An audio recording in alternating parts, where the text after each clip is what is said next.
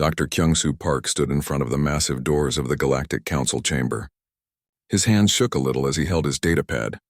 Today was the day he would present his research to the most powerful beings in the galaxy. He had spent 3 years working on this project, and he knew he was right about what he had found. The doors opened with a soft hiss. The chamber was huge, bigger than any building Kyung-Soo had ever seen on Earth. The walls curved up and up, disappearing into darkness above. Around the circular room, representatives from dozens of alien species sat in their special seats. The Velhari looked like living crystal sculptures, tall and sharp, with light flowing through their transparent bodies. Their leader, Vexthara, sat on a throne made of the same crystal material. Her voice rang like bells when she spoke. The Netherians were harder to see. They were made of gas and energy, floating in special containers that let them keep their shape. Their representative, Fluxmarith, moved like colored smoke, changing colors as different thoughts passed through his mind. The Caraxians were the strangest of all. They were part machine and part living creature, with metal tubes and wires growing from their flesh. Their delegate had no name that humans could say, so everyone just called him the Caraxian speaker. Kyung-Soo walked to the center of the room. His footsteps echoed in the vast space. He felt very small and very human. All around him, alien eyes watched him with what looked like boredom or annoyance. "Honored council members," Kyung-Soo began, his voice barely reaching the far walls. "I am Dr. Kyung-Soo Park from Earth. I have come to share important research about stellar cascade theory." A sound like breaking glass came from Vexthara. It took Kyung-Soo a moment to realize she was laughing. "Stellar cascade theory?" she said, her voice cold and sharp. "Human, your species has barely learned to leave your home planet. What could you possibly know about stars that we do not?" Kyung-Soo felt his face grow hot, but he continued. "I have studied the gravitational relationships between star systems. I found that some stars work like keystone pieces in an arch. If they fail, they can cause other stars to fail too." He activated his datapad, and holographic images appeared in the air above him. The images showed star maps with lines connecting different systems. Red dots marked 3 specific stars. "These 3 systems are approaching critical points," Kyung-Soo explained. "The math shows that if any one of them collapses, it will create gravitational waves that destabilize the others. And if all 3 fail, the cascade will spread across this entire sector of the galaxy." Fluxmarith's colors changed to deep purple, which Kyung-Soo knew meant doubt or disbelief. "We have studied stellar mechanics for over 50,000 of your years," the Netherian said, his voice like wind through leaves. "Our computers have mapped every star in this region. There is no such danger." The Caraxian speaker made a sound like grinding metal. "Our biocomputational networks have analyzed all stellar data for the past millennium. No cascade effect is possible with current stellar configurations." Kyung-Soo tried again, but the math is clear. "Look at these gravitational resonance patterns. The stars are already showing signs of instability. We have maybe 6 months before the first one goes critical." More sounds of alien laughter filled the chamber. Vexthara stood up, her crystal body catching and reflecting the chamber's lights. "Human, your mathematics are as primitive as your technology. These stars you speak of have been stable for millions of years. They will continue to be stable for millions more. We have cities around those stars," added Fluxmarith. "Billions of our people live in those systems. Do you think we would put them in danger if we detected any threat?" Kyung-Soo looked up at the viewing gallery, where his colleague, Dr. Soo-Young Kim, sat watching. Her face showed the same frustration he felt. They had gone over the numbers hundreds of times. The data was solid. The threat was real. "Please," Kyung-Soo said, his voice louder now. "Just look at my research. Check my calculations. I'm not asking you to evacuate the systems immediately. Just investigate. Send a science ship to take readings. If I'm wrong, you lose nothing. If I'm right." "If you are right," Vexthara interrupted, "then every advanced civilization in the galaxy has been wrong for thousands of years." "Do you think that is likely, human?" The other council members made various sounds of agreement. Some clicked, others hummed, and a few made noises that had no equivalent in any human language. Kyung-Soo felt his heart sink. He had expected skepticism, but not this complete dismissal. "I understand this is hard to believe, but the evidence is clear. The Zelinar system shows the strongest signs of instability. It will be the first to go." "Enough," said Vexthara, her voice like ice breaking. "We have heard your theory. The Council has more important matters to discuss than the fantasies of a species that still uses chemical rockets. Two security guards appeared beside Kyung-soo. They were Valdorns, tall humanoid beings with blue skin and 4 arms. They moved to escort him from the chamber. "Wait," Kyung-soo called out as they led him away. "At least warn the people in those systems. Even if you don't believe me, what harm could it do to issue a safety advisory?" But the Council had already turned to other business. As the doors closed behind him, Kyung-soo heard Vexithara calling for the next item on their agenda. In the hallway outside, Soo-young was waiting for him. Her face was pale and her hands were clenched into fists. "They didn't even look at the data," she said quietly. "No," Kyung-soo replied. "They think we're too primitive to understand stellar mechanics. But the calculations are right. I've checked them myself." "We both have," Kyung-soo nodded. He looked back at the closed doors of the council chamber. Inside, the most advanced beings in the galaxy were making decisions that affected trillions of lives. And they had just dismissed the biggest threat any of them had ever faced. "We need to get back to the ship," he said. "If they won't listen to warnings, maybe they'll listen to proof." "What do you mean?" "I mean we're going to monitor those systems ourselves. And when the first one starts to collapse, we're going to be ready to say, 'I told you so.'" But as they walked back to their small human ship, Kyung-soo hoped they would never get that chance. He hoped he was wrong, because if he was right, billions of people were about to die and there was nothing he could do to stop it. 3 months after the council meeting, Captain Min-ho Lee was drinking coffee in his quarters aboard the human research ship Steadfast when the emergency alert started screaming. The ship's AI, which the crew had named Hana, spoke in her calm artificial voice. "Captain, we are receiving multiple distress signals from the Zelenar system. All communication channels are reporting a stellar emergency." Minho dropped his coffee cup and ran to the bridge. Dr. Kyung-soo Park and Dr. Soo-young Kim were already there, staring at the main screen with horrified expressions. "Show me," Minho ordered. The screen filled with chaos. Emergency broadcasts in dozens of alien languages flooded the communication channels. The universal translator worked overtime to convert them all to human speech. "Mayday, Mayday, this is Crystal City 7. The star is collapsing. Repeat, Zelenar Prime is collapsing. We need immediate evacuation assistance. All Netherian gas colonies report critical compression. Gravitational fields increasing beyond safe parameters. Emergency evacuation in progress. Coraxian bioships experiencing system failures. Organic components not responding. Request immediate assistance." Kyung-soo sat down heavily in his chair. "It's happening exactly as I predicted." Soo-young pulled up their sensor data. "The gravitational readings are off the charts. Zelenar Prime isn't just going supernova. It's doing something else entirely." On the screen they watched long-range sensor footage from automated monitoring stations around Zelenar. The star wasn't exploding outward like a normal supernova. Instead, it was collapsing in on itself, but in a way that created massive gravitational distortions that rippled outward through space. "Look at this," Soo-young said, pointing to her readouts. "The gravitational waves are following the exact pattern we calculated. They're already affecting the neighboring systems." Minho opened a communication channel to the Galactic Council. "This is Captain Lee of the human vessel Steadfast. We request permission to assist in evacuation efforts for Zelenar system."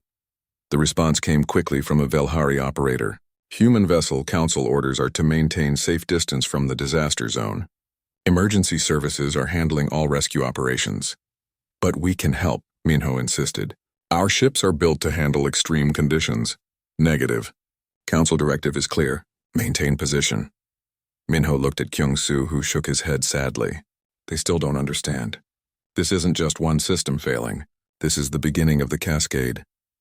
For the next 6 hours, they watched the destruction unfold on their screens. The Velhari crystal cities that orbited Zelenar Prime were beautiful structures, grown over thousands of years from living crystal that could survive in space.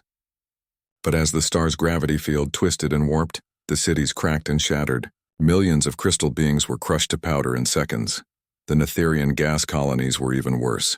These beings existed as organized clouds of intelligent gas, held together by careful electromagnetic fields. When the gravitational waves hit their habitats, the gas was compressed into solid matter. Billions of thinking, feeling beings were squeezed out of existence. The Caraxian bioships tried to escape, but their organic components couldn't handle the gravitational stress. Ships that had flown for centuries suddenly found their living hulls dying, their bioneural networks shutting down. Many crashed into planets or drifted helplessly in space. "Can we do anything?" Minho asked. Kyung-soo was working frantically at his station. "I'm trying to calculate exactly where the gravitational waves will hit next. If I can predict the path, maybe we can warn people." "The council will listen now, right?" So-young asked. "We were right about Zelenar. They have to believe us now."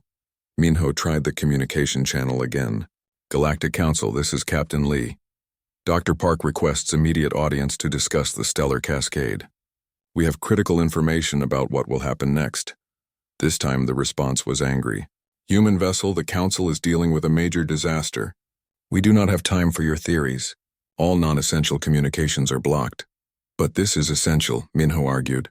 "Dr. Park predicted this exact event 3 months ago. He knows what will happen next. The Council's position is clear. Maintain radio silence unless you have immediate emergency status to report." The channel closed with a harsh click. Kyung-soo looked up from his calculations, his face pale. "The next system to fail will be Theron Major." So-young gasped. "That's the galaxy's main trade hub. Millions of ships pass through there every day." "When?" Minho asked. "Based on the propagation speed of the gravitational waves and the current instability readings. 2 weeks, maybe less." Minho stared at the star charts. Theron Major wasn't just any system. It was the economic heart of the galaxy. Thousands of space stations, millions of ships, billions of workers from hundreds of different species. If that system collapsed, the economic damage alone would cripple galactic civilization. "We have to do something," he said. "Like what?" So-young asked. "They won't listen to us." Kyung-soo was studying his sensor readings more carefully. "There's something else. Something wrong with these readings." "What do you mean?" Minho asked. "The collapse pattern. It's too precise, too controlled." Kyung-soo's fingers moved quickly over his controls. Natural stellar collapse should be more random. But this, it's like someone is directing it. Directing it? How? I don't know yet. But these gravitational distortions aren't entirely natural. Someone or something is making this worse. So-young leaned over his shoulder to look at the data. "You're right. Look at these resonance patterns. They're being amplified by something. By what? I have no idea. But if someone is causing this cascade artificially, then stopping Zelenar might not have been enough anyway. They could trigger the same effect in any of the 3 critical systems." Minho felt a chill run down his spine. "You're saying this might be an attack?" "I'm saying it might be. We need more data to be sure. And how do we get more data when the Council won't even talk to us?" Kyung-soo smiled grimly. "We go get it ourselves. Set course for the edge of Theron Major system. We're going to monitor that star ourselves." "The Council ordered us to stay away from disaster zones," Minho pointed out. "They ordered us to stay away from Zelenar. They didn't say anything about Theron Major yet." Minho nodded. "Hana, plot a course for Theron Major, maximum speed." "Course plotted, Captain. Estimated arrival in 36 hours. As the Steadfast jumped to faster than light speed, they left behind the wreckage of the Zelenar system. Behind them, automated distress beacons continued to broadcast into the void, calling for help that would never come for millions of dead aliens. Ahead of them, Theron Major continued its normal operations, unaware that in 2 weeks it would suffer the same fate, unless somehow, someway, 3 humans and a small research ship could find a way to stop a disaster that the most advanced civilizations in the galaxy couldn't even see coming. Kyung-soo stared at his calculations and wondered if being right about the disaster was going to be the worst thing that had ever happened to him. The evacuation of Theron Major was the largest movement of beings in galactic history. Thousands of massive cargo ships, passenger vessels, and military transports streamed away from the system like metal rivers flowing through space. Dr. Kyung-soo Park watched the evacuation from the bridge of the Steadfast and felt sick. 2 weeks ago, he had told Captain Minho Lee that Theron Major would be the next system to collapse. Now, as he watched the star's surface begin to show the same unstable patterns that had destroyed Zelenar, he wished he had been wrong.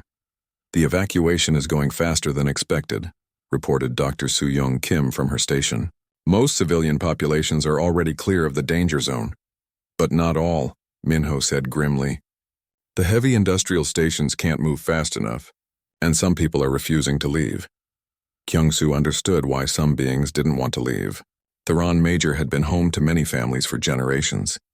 The space stations around the star were cities in their own right, with parks and schools and museums. Asking people to abandon everything they had ever known was asking for the impossible. "How long do we have?" Minho asked. Kyung-soo checked his readings. "The star will go critical in 18 hours. But the gravitational distortions are already starting. Any ship that stays much longer won't be able to escape. And after Theron Major? Nexus Prime. And if that system collapses, the cascade will spread across the entire galaxy. Trillions will die." The bridge fell silent. Everyone knew that Nexus Prime was more than just another star system. It was the center of galactic government where the Council had its main headquarters. If Nexus Prime collapsed, it wouldn't just kill people. It would destroy the political structure that held galactic civilization together. "Sir," called out Lieutenant Ji-won from the communications station, "I'm getting a signal from a Caraxian vessel. They're requesting permission to come aboard." Minho frowned. "A Caraxian ship?" "Out here." "Yes, sir. It's a small science vessel.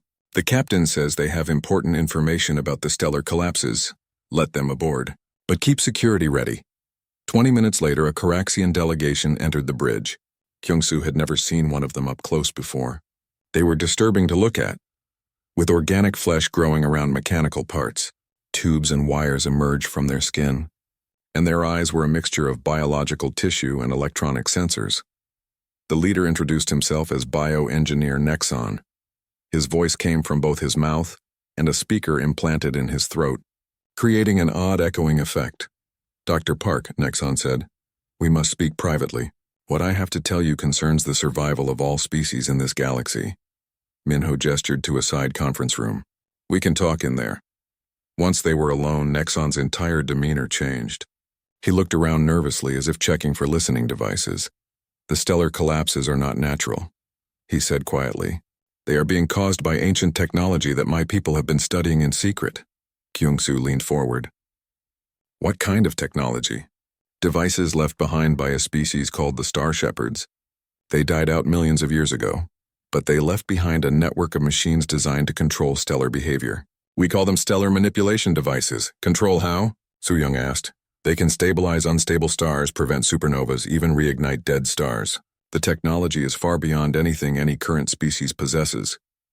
"If they can stabilize stars," Minho said, "then why are stars collapsing?" Nexon's mechanical eye focused on him with a whirring sound. "Because someone has hacked the network. Instead of preventing stellar collapse, the devices are now causing it." Kyung-soo felt his blood run cold. "Who would do such a thing?" "A faction of my own people. They are led by a bioengineer named Krexthol. He believes that the galaxy has become corrupt and weak. He wants to trigger a controlled reset that will eliminate what he calls the inferior species." "Inferior species?" So-young asked angrily. "Any species that is not Caraxian," Nexon said sadly. "Krexthol believes that only the biomechanical races deserve to survive. He plans to collapse enough star systems to kill off everyone else, then use the Star Shepherd technology to rebuild the galaxy under Caraxian control." "How many people know about this?" Minho demanded. "Very few. The project has been classified at the highest levels. Most of my people do not know what Krexthol is doing." "Can you stop him?" "Not alone. The control facility is heavily guarded and Krexthol has many followers. But there might be a way." Nexon activated a small holographic projector. The image showed a complex star map with connection lines between various systems. The Star Shepherd network has a central control node. It is located in the galactic core, in a system that most species cannot reach because of the radiation and gravitational distortions. But if someone could get to the control node and shut down the network, the artificial collapses would stop. "What about the natural cascade effect?" Kyung-soo asked. "Even if we stop the artificial acceleration, the gravitational waves from Zelenar and Theron Major are still spreading. The network can reverse that too. The Star Shepherds built safeguards into their system. If the control node detects a galaxy-threatening cascade, it can activate repair protocols that will actually heal the damage." "Repair protocols?" "The network can reignite collapsed stars and stabilize the gravitational distortions. But only if someone can reach the control node and activate the protocols manually." Minho studied the star map. "How do we get there?" "That is the problem. The control node is surrounded by black holes and neutron stars. The radiation levels would kill most organic beings in minutes. The gravitational forces would crush any normal ship. What about Caraxian bioships? So Jung asked. Krexthul's forces control all the bioships capable of making the journey. They are using them to guard the control node. Kyung-soo looked at the map more carefully. What about human ships? Human ships? Nexon seemed confused. Your technology is far too primitive to survive the journey to the galactic core. Maybe, Kyung-soo said thoughtfully. But human ships are built differently than alien ships. We use simple nuclear technology instead of exotic matter. We use mechanical systems instead of bioneural networks. Maybe what you call primitive is actually more resistant to extreme conditions. Minho caught on quickly. Our ships are designed to handle Earth's radiation and gravity. That's much harsher than what most alien species evolved in. It might work, Soo-young added. Human nuclear reactors don't depend on organic components. They should keep working even in high radiation environments. Nexon's mechanical parts whirred as he processed this information. It is possible. But even if you could reach the control node, you would need to interface with technology that no human has ever seen before. We'll figure it out, Kyung-soo said. We have to. How long do we have before Nexus Prime collapses? 48 hours. Then we need to leave now. Minho stood up. Nexon, will you come with us? We'll need someone who understands the technology. I cannot. If Krexthul discovers that I have betrayed him, he will accelerate the collapse schedule. Someone must stay behind to monitor his activities and warn you if anything changes. How will we contact you? You won't. This is a one-way mission. Either you succeed and save the galaxy or you fail and everyone dies. As they prepared to leave for the galactic core, Kyung-soo looked back at Theron Major one last time. The star was beginning its death spiral just as he had predicted. In a few hours, another star system would be destroyed, and the cascade would move one step closer to galactic catastrophe. But now, for the first time since this all began, they had a plan to stop it. The human fleet racing toward Nexus Prime was small compared to the massive alien vessels that usually traveled between star systems.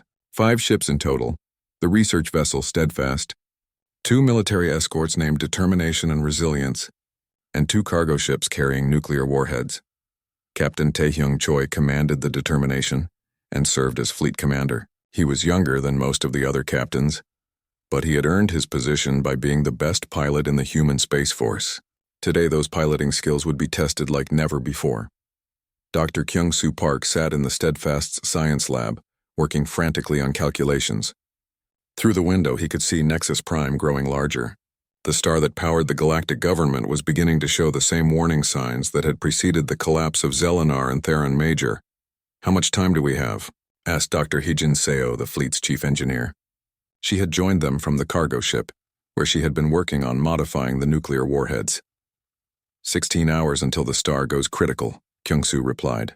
But the gravitational distortions are already starting. If we wait too long, our ships won't be able to get close enough. And if the star collapses, then the cascade becomes unstoppable. Every star system in the galaxy will eventually be affected. Hijin nodded grimly. She understood the stakes. Everyone did. They were carrying enough nuclear weapons to destroy a small planet, but they weren't planning to attack anything. Instead, they were hoping to create a controlled explosion that would disrupt the cascade effect. The warhead modifications are almost complete, Hijin reported. Instead of a simple nuclear explosion, they'll create a gravitational shockwave. If we can time it right and place it in exactly the right location, it should counteract the cascade resonance. That's a lot of ifs, noted Captain Minho Lee from the Steadfast's bridge. It's the best plan we have, Kyung-soo replied. Through the communication system, Captain Choi's voice crackled with static. All ships, we're receiving multiple contacts on long-range sensors. Looks like we're not the only ones heading for Nexus Prime. On the main screen, dozens of red dots appeared, moving toward their position. As the computer analyzed the sensor data, ship classifications appeared next to each dot. Caraxian bioships, reported Lieutenant Jiwon from communications. At least 30 of them. Krexthul's forces, Soo-young said. They're trying to stop us from reaching the star. Can we outrun them? Minho asked. Choi's voice came back over the radio. Negative. Bioships are faster than our vessels. They'll intercept us in 2 hours. Then we fight, Minho said simply. Sir, Jiwon interrupted. We're receiving a transmission from the Caraxian fleet. Put it through. The main screen filled with the image of a Caraxian unlike any they had seen before. Where Nexon had been partially organic, this being was almost entirely mechanical. Only his brain and a few internal organs remained biological. The rest was metal, wires, and glowing electronic components. I am bioengineer Krexthul, the figure said, his voice completely artificial. You humans will turn around and leave this system immediately. Not a chance, Minho replied. We know what you're doing. The galaxy won't let you commit genocide on this scale. Krexthul's mechanical laugh sounded like grinding gears. The galaxy? The galaxy is weak and corrupt. Too many inferior species have been allowed to spread their primitive influence. It is time for a cleansing. And you think you have the right to decide who lives and who dies? I have the power. That is the only right that matters. Your species is young and foolish. You cannot understand the greater good that I am achieving. The greater good? Kyung-soo spoke up from his station. You've already killed billions of people. How is that good? Those who died were part of the problem. When the cascade is complete, only the strong will remain. The galaxy will be rebuilt properly under Caraxian guidance. You're insane, Soo-young said. I am visionary. But you will not live to see the new galaxy I am creating. Caraxian fleet, attack the human ships. Leave no survivors. The transmission cut off and immediately the bioships accelerated toward them. All ships evasive maneuvers, Choi ordered. Protect the cargo vessels at all costs. The battle began as they entered Nexus Prime's outer system. The Caraxian bioships moved like living creatures, twisting and diving through space with impossible grace. Their weapons were part of their living hulls, growing and adapting to target the human ships. The human vessels fought back with conventional missiles and laser weapons, but they were heavily outnumbered. The Resilience took heavy damage in the first exchange of fire. Her hull breached in 3 places. We can't win a straight fight, Choi reported, and there are too many of them. We don't need to win, Kyung-soo replied. We just need to get close enough to the star. As the battle raged, the human fleet pushed deeper into the system. The radiation levels climbed steadily, and one by one, the Caraxian bioships began to fall back. Their organic components couldn't handle the intense stellar radiation as well as human metal hulls. Look at that, Hijin said with amazement. Their bioships are failing, she was right. The closer they got to the unstable star, the more problems the Caraxian vessels experienced. Their living hulls began to sicken and die in the radiation. Their bioneural network shut down as the electromagnetic interference increased. But the human ships, built with simple metal and nuclear technology, kept functioning. This is our advantage, Minho realized. Their advanced biotechnology is actually a weakness in these conditions. All ships follow my lead, Choi ordered. We're going straight into the star's corona. The corona was the superheated atmosphere around the star, a place where temperatures reached millions of degrees. No organic life could survive there, and most advanced technology would fail immediately. But human ships had been designed for the harsh environment near Earth's sun. Their radiation shielding and heat-resistant hulls were built to handle extreme conditions. As they entered the corona, the last of the Caraxian ships fell back, their hulls glowing red-hot and their organic systems shutting down. We're clear of enemy ships, Choi reported, but we've got a bigger problem. Through the window, they could see the star's surface beginning to collapse. Massive solar flares erupted into space and the gravitational field fluctuated wildly. The cascade is starting, Kyung-soo said. We have maybe an hour before it becomes irreversible. Yejin's voice came over the radio from the cargo ship. Warheads are ready for deployment. I need exact coordinates for the detonation point. Kyung-soo worked frantically at his station, calculating the precise location where the nuclear explosion would have the most effect on the gravitational cascade. There, he said, pointing to a spot just above the star's north pole. If we detonate the warheads at those coordinates, the gravitational shockwave should disrupt the cascade resonance. How close do we need to get? Choi asked. 5,000 kilometers, there was silence on the radio. 5,000 kilometers from an unstable star was practically suicide. I'll take the determination in, Choi said finally. Everyone else stays back. No, Minho said. We all go. If this doesn't work, we're all dead anyway. The human fleet dove toward the collapsing star, their hulls glowing white-hot from the intense radiation. Around them, space itself seemed to twist and bend as the star's gravity field fluctuated. Deploying warheads, Hyojin reported. The nuclear weapons separated from the cargo ships and flew toward the calculated detonation point. For a moment, everything was silent except for the static of cosmic radiation. Then the warheads exploded. The flash was brighter than the star itself. The gravitational shockwave rippled outward, visible as distortions in space-time. For a moment, the star's collapse slowed, but only for a moment. "It's not enough," Kyung-soo said, watching his instruments. "The cascade is slowing, but it's not stopping. We need to reach the Star Shepherd control network." "Where is it?" Choi asked. Kyung-soo checked the coordinates Nexon had given them. "The galactic core. 36 hours at maximum speed. Nexus Prime will collapse before we get there. Then we better hurry." As the human fleet raced away from the dying star, Kyung-soo looked back one more time. The nuclear explosion had bought them time, but not much. The cascade was still spreading, still threatening every living being in the galaxy. Their real work was just beginning. The journey to the galactic core was the most dangerous trip any human had ever attempted. Space near the center of the galaxy was twisted by the gravity of massive black holes and filled with radiation that could kill in seconds. Dr. Naeun Yu, the human fleet systems specialist, worked constantly to keep their ships functioning as they traveled deeper into the cosmic storm. She had joined the mission at the last minute, but her knowledge of computer systems was proving essential. "Hull temperature is approaching critical levels," she reported from the Steadfast engineering station. "The radiation shielding is holding, but barely." Captain Taehyung Choi's voice crackled over the radio from the determination. "How much further to the control node?" Dr. Kyung-soo Park checked his navigation display. 6 hours. But I'm not sure our ships can take 6 more hours of this. Through the main window, they could see the galactic core ahead of them. It was beautiful and terrifying at the same time. Streams of gas and energy flowed between massive stars and black holes, creating patterns of light that hurt to look at directly. Somewhere in that chaos was the Star Shepherd control network, the ancient technology that could save or destroy the galaxy.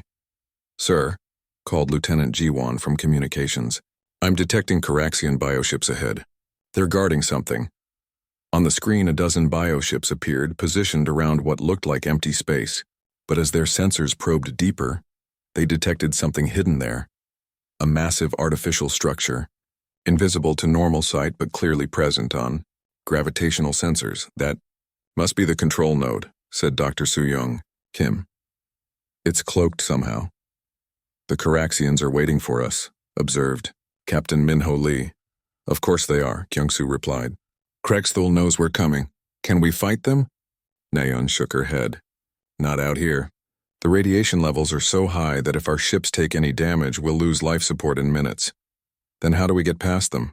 Kyung-soo studied the sensor readings. "The bioships are having problems too. Look at their energy signatures. They're operating at minimal power to conserve their organic systems." He was right. The Caraxian vessels were barely functional in the extreme environment of the galactic core. Their bio-neural networks were shutting down to protect themselves from the radiation. "We might be able to slip past them," Choi suggested. "If they can't use their sensors properly—" "No," Kyung-soo said. "There's another way. The ancient control node. If I can interface with it directly, I might be able to activate the repair protocols without getting past the guards." "How?" "Human neural patterns." Nexon said the Star Shepherd technology responds to biological neural activity. The Caraxians can't interface properly, because their biomechanical brains create interference. But human brains are purely organic. "That sounds extremely dangerous," Min-ho warned. "Everything we've done has been dangerous. This is just one more risk." They moved closer to the hidden structure, staying just outside the range of the Caraxian sensors. As they approached, the control node began to decloak, revealing itself as a massive crystalline structure the size of a small moon. "It's beautiful," Soo-young whispered. The node was made of the same material as Velhari crystal cities, but grown in impossible geometric patterns that seemed to shift and change as they watched. Energy flowed through the crystal like living light, pulsing in complex rhythms. "There," Naeun pointed to a small opening in the structure. "That looks like a docking port." "But the Caraxian ships will see us if we try to dock," Ji-won pointed out. "Not if we create a distraction," Choi said. The determination and resilience will attack the bioships head-on. While they're dealing with us, the Steadfast can slip in and dock with the control node. That's suicide, Minho protested. You can't fight 12 bioships with 2 damaged human vessels. We don't have to win. We just have to buy time. Kyung-soo made his decision. Do it. The battle began as the 2 human warships attacked the Caraxian fleet. Laser fire and missile explosions lit up the space around the control node. The bioships responded sluggishly, their systems compromised by the radiation environment.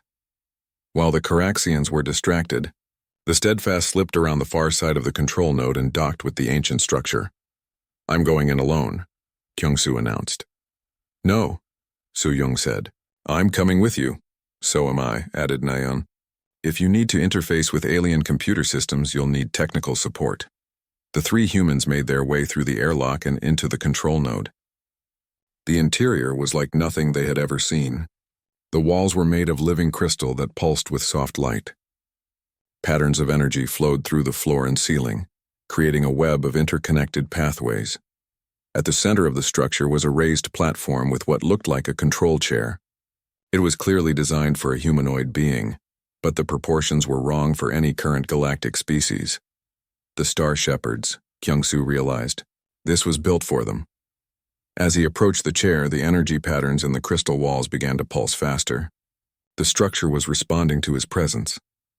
It's scanning you, Nayeon observed, watching the patterns of light move across her instruments. Kyung-soo sat down in the chair. Immediately the crystal began to glow brighter and he felt a strange tingling sensation in his head. What's happening? So-young asked. It's connecting to my brain, Kyung-soo said, his voice distant. I can feel it. Suddenly his consciousness expanded. He was no longer just Kyung-soo Park sitting in a chair.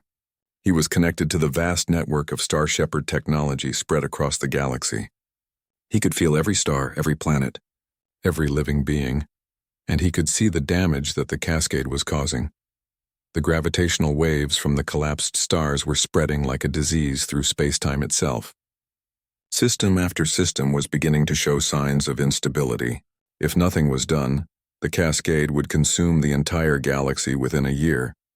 But he could also see the solution. The Star Shepherd network had been designed exactly for this purpose. The ancient beings had faced their own stellar cascade millions of years ago, and they had built this system to stop it. The technology was still there, waiting to be activated. Kyung-soo reached out with his enhanced consciousness and began to activate the repair protocols. Across the galaxy, ancient devices that had slept for millions of years began to wake up. Star Shepherd installations around dead and dying stars powered up and began their work. In the Zelinar system, the collapsed star began to reignite. The gravitational distortions that had killed billions started to smooth out. The system wasn't restored to its original state, but it was stabilized. The same thing happened at Theron Major. The star that had been in the process of collapse suddenly stabilized.